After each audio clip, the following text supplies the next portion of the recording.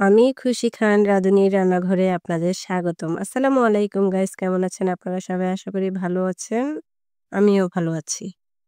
আজকে আমি রান্না করব সরপুঁটি মাছ ও ব্রিকেট মাছ দিয়ে কাঁকরোলের রসা ভুনা। সেজন্য যা উপকরণ লাগবে তা আপনাদের দেখিয়ে দিচ্ছি। এখানে আমি সরপুঁটি মাছ ও ব্রিকেট মাছ নিয়ে নিয়েছি। ভালো করে ধুয়ে সুন্দর করে পরিষ্কার করে এখানে কাঁকরোল নিয়ে নিয়েছি, ধুয়ে পরিষ্কার করে কেটে নিয়েছি টমেটো, কাঁচামরিচ, পেঁয়াজ। এখন আমি মাছগুলোতে হলুদ আর লবণ মাখিয়ে মাছগুলো ভেজে নেব। সেজন্য চুলায় একটা কড়াই বসিয়ে দিলাম। তেল দিয়ে দিলাম, একটু লবণ দিয়ে দিলাম। তেলটা গরম হয়ে এলে মাছগুলো সব দিয়ে দিব। মাছগুলো সব দিয়ে দিলাম। এখন এক পিঠ ভাজা হয়ে গেলে আমি উল্টিয়ে দিব।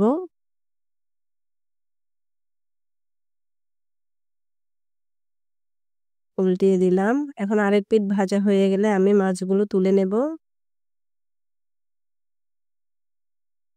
এখন একই তেলে আমি কাঁকরোলগুলো ভেজে নেব একটু। কাঁকরোলগুলো ভাজা হয়ে গেছে, আমি তুলে নেব। এখন তেলের মধ্যে আমি পেঁয়াজ দিয়ে দিলাম স্বাদ মতো লবণ, হলুদ দিয়ে দিলাম ১ চামচ, মরিচ দিয়ে দিলাম ১ চামচ। এখন সবগুলো উপকরণ একসাথে নেড়েচেড়ে দিচ্ছি। একটু পানি দিয়ে দিলাম কষানোর জন্য। নেড়েচেড়ে ভালো করে কষিয়ে নেব। কষানোটা প্রায় হয়ে গেছে। এখন আমি আবার একটু নেড়েচেড়ে কাঁকরোলগুলো দিয়ে দিব।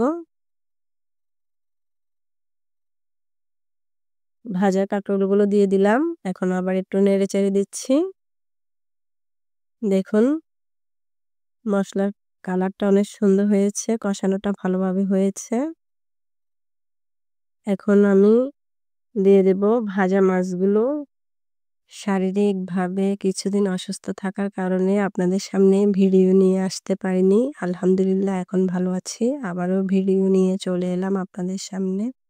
মাছগুলো সব দেয়া হয়ে গেছে। এখন আমি টমেটো, কাঁচামরিচ দিয়ে দিব।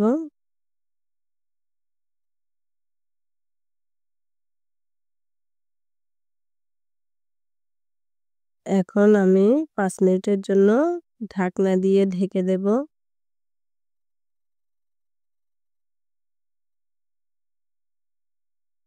৫ মিনিট পর ঢাকনাটা খুলে এখন আমি ঝোলের জন্য পানি দিয়ে দেব। একটু নেড়েচেড়ে দিচ্ছি। মাছ দিছি ভেঙে যাবে, সেজন্য বেশি নাড়া যাবে না। একটু হালকা ভাবে নেড়ে দিচ্ছি। এখন আবারও ১০ মিনিটের জন্য ঢাকনা দিয়ে ঢেকে দেব। ১০ মিনিট পর ঢাকনাটা খুলে দেখুন মাছের মধ্যে বলক এসে গেছে। মাছটা প্রায় রান্না শেষ। এ পর্যায়ে চাইলে আপনারা ধনেপাতা দিয়ে দিতে পারেন। আমি দিলাম না আজ। আমি চুলাটা বন্ধ করে দিলাম। রান্নাটা কেমন হয়েছে আপনারা জানাবেন।